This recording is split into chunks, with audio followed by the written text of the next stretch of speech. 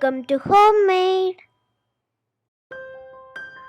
Hello welcome to homemade. ഞാൻ രമ്യ സുർജിത്ത്. അപ്പോൾ ഞാനിപ്പോൾ കുറച്ച് ദിവസമായി വീഡിയോ ഒക്കെ അപ്ലോഡ് ചെയ്തിട്ട് എനിക്ക് അത്ര സുഖമില്ലായിരുന്നുകൊണ്ടാണ് വീഡിയോ അപ്ലോഡ് ചെയ്യാതിരുന്നത്. അപ്പോൾ ഇന്ന് ഞാൻ കൊണ്ടുവന്നിരിക്കുന്ന നല്ല അടിപൊളി ഒരു ഫ്രൈ ആണ്. ഇപ്പോൾ വൃശ്ചിക മാസമൊക്കെ ആയില്ലേ, അപ്പോൾ എല്ലാവർക്കും നോയമ്പെടുക്കുന്നവർക്കൊക്കെ പ്രയോജനപ്പെടുന്ന ഒരു വെജിറ്റേറിയൻ ഫ്രൈ ആണ് കാണിച്ചു തരാൻ പോകുന്നത്. ഇത് പീച്ചിങ്ങ വെച്ചിട്ടുള്ള ഒരു ഫ്രൈ ആണ്. നല്ല ടേസ്റ്റാണ് കഴിക്കാനായിട്ട്. അപ്പോൾ ഇതെങ്ങനെ ഉണ്ടാക്കുന്നത് നമുക്ക് നോക്കാം. അതിന് മുന്നേ നിങ്ങൾ ആദ്യമായിട്ടാണ് എൻ്റെ ചാനൽ കാണുന്നതെങ്കിൽ സബ്സ്ക്രൈബ് ചെയ്യാൻ മറക്കരുത്.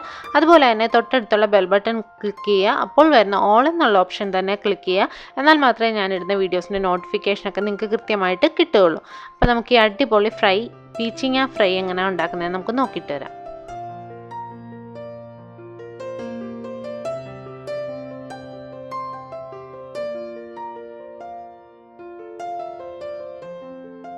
അപ്പോൾ ഇതാണ് പീച്ചിങ്ങ. ചിലർക്ക് അറിയാൻ വയ്യാത്തവരുണ്ട് പീച്ചിങ്ങ എന്താണെന്ന്. ഇവിടെ ഇതിന് പീച്ചിങ്ങ എന്നാണ് പറയുക. റിഡ്ജ് ഗോഡ് എന്നാണ് നമ്മൾ ഇംഗ്ലീഷിൽ പറയുന്നത്. ഇത് സാധാരണ ഇപ്പോൾ പച്ചക്കറി കടയിലൊക്കെ നിറയെ ഉണ്ടാവാറുണ്ട്. സീസണാണ്, അതുകൊണ്ട് നിറയെ കിട്ടാറുണ്ട്. അപ്പോൾ പീച്ചിങ്ങ നല്ല പിഞ്ച് പീച്ചിങ്ങ നോക്കി വാങ്ങിക്കുക. മൂത്തത് വാങ്ങിക്കരുത്. അപ്പോൾ നല്ല പിഞ്ചായിട്ടുള്ള പീച്ചിങ്ങ തന്നെ വാങ്ങിക്കുക. അതിനുശേഷം നന്നായിട്ട് കഴുകിയതിന് ശേഷം അതിൻ്റെ രണ്ടറ്റവും കട്ട് ചെയ്ത് കളഞ്ഞ് നടുവേ ഒന്ന് മുറിക്കുക. അതിനുശേഷം നമുക്കിതുപോലെ അതിൻ്റെ അരിക്ക് ഇങ്ങനെ കൂർത്ത് നിൽപ്പുണ്ടാവും. ഇത്തിരി കട്ടിയായിട്ടുള്ള ഒരു പോർഷനാണത്. അപ്പോൾ ആ കൂർത്ത് നിൽക്കുന്ന പോർഷൻ കട്ട് ചെയ്ത് മാറ്റുക. അതിന് ഭയങ്കര കട്ടിയായിരിക്കും. അത് വേകാനും ബുദ്ധിമുട്ടാണ്, കഴിക്കാനും ബുദ്ധിമുട്ടായിരിക്കും.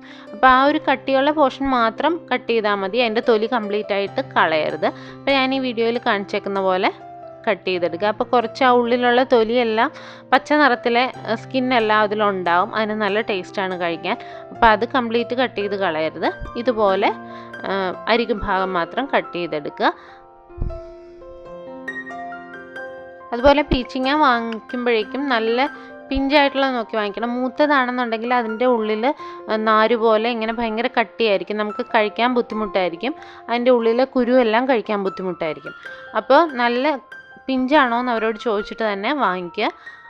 അതിനുശേഷം ഇതുപോലെ നീളത്തിൽ മുറിച്ചെടുക്കുക.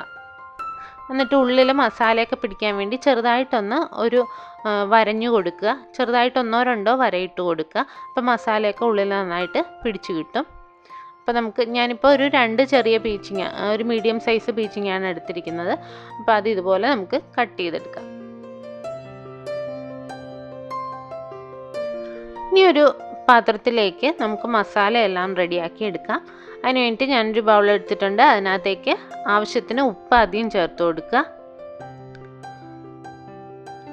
പിന്നെ നമുക്ക് ഇതിനകത്തേക്ക് ഒരു 1/4 ടീസ്പൂൺ വരെ മഞ്ഞൾപ്പൊടി ചേർത്ത് കൊടുക്കാം. 1/2 തൊട്ട് 1/4 ടീസ്പൂൺ വരെ ചേർത്ത് കൊടുക്കാം. പിന്നെ നമുക്ക് ഇതിനകത്തേക്ക് ചേർക്കേണ്ടത് മുളക് പൊടിയാണ്. ഞാനിപ്പോൾ ഒരു 1.5 ടീസ്പൂണോളം മുളക് പൊടി ചേർത്ത് കൊടുത്തിട്ടുണ്ട്. അത്യാവശ്യം സ്പൈസി ആയിട്ടാണ് ഞാൻ ഉണ്ടാക്കുന്നത്. പിന്നെ ഒരു 1/2 ടീസ്പൂണോളം കുരുമുളക് പൊടിയും കൂടെ ചേർത്ത് കൊടുക്കാം. എരിവൊക്കെ നിങ്ങളുടെ ഇഷ്ടത്തിന് കൂട്ടുകയോ കുറയ്ക്കുകയോ ഒക്കെ ചെയ്യുക. കുട്ടികൾക്കൊക്കെ കൊടുക്കാനാണെങ്കിൽ ഇത്രയും മുളക് പൊടിയൊന്നും ചേർക്കേണ്ട കാര്യമില്ല. പിന്നെ നമുക്ക് ഇതിനകത്തേക്ക് കുറച്ച് ഇഞ്ചി വെളുത്തുള്ളി പേസ്റ്റ് ചേർത്ത് കൊടുക്കണം. അതും നമ്മുടെ ഇഷ്ടത്തിന് കൂട്ടുകയും കുറയ്ക്കുകയും ചെയ്യാം. ഞാനൊരു 1.5 ടീസ്പൂണോളം ചേർത്ത് കൊടുക്കുന്നുണ്ട്. നന്നായിട്ട് അരച്ച് വേണം എടുക്കാനായിട്ട്. അധികം തരി ഇല്ലാത്ത രീതിയിൽ നന്നായിട്ട് ഇഞ്ചിയും വെളുത്തുള്ളിയും കൂടെ അരച്ചെടുക്കുക. അല്ലെങ്കിൽ കൂടുതൽ കട്ടിയായിട്ടാണെങ്കിൽ ഇത് കഴിക്കാൻ അത്രയും നമ്മുടെ പീച്ചിങ്ങയിൽ അധികം പിടിച്ച് കിട്ടില്ല. അപ്പോൾ കഴിക്കാൻ ബുദ്ധിമുട്ടായിരിക്കും. അപ്പോൾ 1.5 ടീസ്പൂണോളം ഇഞ്ചി വെളുത്തുള്ളി പേസ്റ്റ് ചേർത്ത് കൊടുത്തിട്ടുണ്ട്. പിന്നെ ഇതൊന്ന് നന്നായിട്ട് മിക്സ് ചെയ്യാൻ വേണ്ടി കുറച്ച് വെളിച്ചെണ്ണ ഒഴിച്ചു കൊടുക്കുക. ഒരു 1.5 ടീസ്പൂണോളം വെളിച്ചെണ്ണ ഒഴിച്ചു കൊടുക്കാം. ഇതിനകത്ത് വെളിച്ചെണ്ണയാണ് ഏറ്റവും നല്ലത്. മറ്റുള്ള ഓയിൽ ഉപയോഗിച്ചാൽ ഉദ്ദേശിക്കുന്ന ടേസ്റ്റ് ഉണ്ടാവില്ല. ഇതൊരു നാടൻ ഫ്രൈ ആണല്ലോ, അപ്പം ഒരു വെളിച്ചെണ്ണ തന്നെയാണ് നല്ലത്. 1.5 ടീസ്പൂണോളം ഒഴിച്ചു കൊടുക്കുക. അപ്പോൾ ഇത് നന്നായിട്ടൊന്ന് മിക്സ് ചെയ്തെടുക്കുക. അഥവാ എണ്ണ പോരാൻ തോന്നുകയാണെങ്കിൽ, മിക്സ് ചെയ്യാൻ ബുദ്ധിമുട്ടുണ്ടെങ്കിൽ 1-2 തുള്ളി ഒരൽപ്പം വെള്ളം ഒഴിച്ചു കൊടുക്കാം. എന്നിട്ട് നന്നായിട്ട് ഇതങ്ങ് മിക്സ് ചെയ്യുക. അതിനുശേഷം നമ്മൾ അരിഞ്ഞു വെച്ചിരിക്കുന്ന പീച്ചിങ്ങ ഇതിനകത്തേക്ക് ചേർത്ത് നന്നായിട്ട് അതിലേക്ക് ഈ മസാല പിടിപ്പിച്ച് വയ്ക്കുക.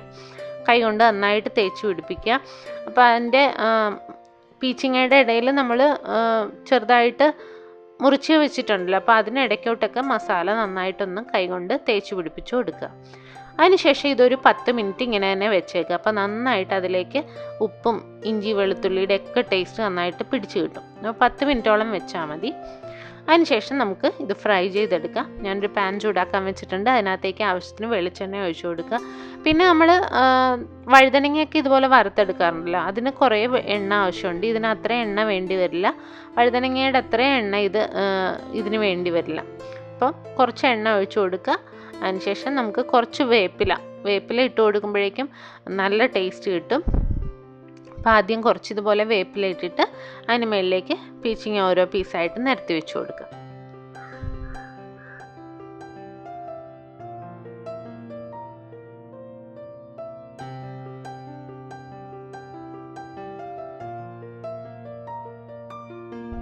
ഇനി തീ ഒരു മീഡിയം ഫ്ലെയിമിൽ വെച്ചിട്ട് ഇതൊന്ന് 1-2 മിനിറ്റ് ഒന്ന് മൂടി വെക്കാം. അപ്പോൾ അതിൻ്റെ ആ പുറമേയുള്ള കട്ടിയുള്ള പോർഷനൊക്കെ പെട്ടെന്ന് വെന്ത് കിട്ടും. അപ്പോൾ 1-2 മിനിറ്റ് മതി, അതിൽ കൂടുതൽ മൂടി വെക്കേണ്ട. അതിനുശേഷം ഇത് തുറന്ന് വെച്ച് നന്നായിട്ട് മൊരിച്ചെടുക്കുക. ഒരു സൈഡ് ഒരുവിധം മൊരിഞ്ഞ് വരുന്ന സമയത്ത് നമുക്ക് മറിച്ചിട്ട് 2 സൈഡും മൊരിച്ചെടുക്കാം. നല്ല സോഫ്റ്റുമാണ്. ഇങ്ങനെ വലിയ ക്രിസ്പി ആയിട്ടല്ല ഇതിരിക്കുന്നത്, മൊരിഞ്ഞാലും നല്ല സോഫ്റ്റ് ആയിരിക്കും. പക്ഷെ കഴിക്കാൻ നല്ല ടേസ്റ്റാണ്. അപ്പം അതുപോലെ 2 സൈഡും നമ്മൾ ഇതുപോലെ മറിച്ചിട്ട് മൊരിച്ചെടുക്കുക.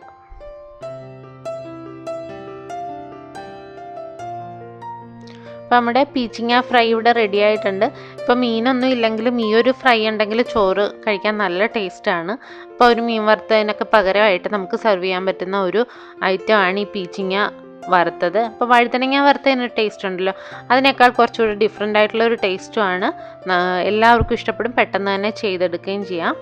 അപ്പോൾ എല്ലാവരും ട്രൈ ചെയ്ത് നോക്കുക. ഇഷ്ടപ്പെട്ടാൽ ലൈക്ക് ചെയ്യാനും സബ്സ്ക്രൈബ് ചെയ്യാനും കമൻറ്റ് ചെയ്യാനും ഷെയർ ചെയ്യാനും ഒന്നും മറക്കരുത്. പുതിയ വീഡിയോസായി നമുക്ക് വീണ്ടും കാണാം. താങ്ക്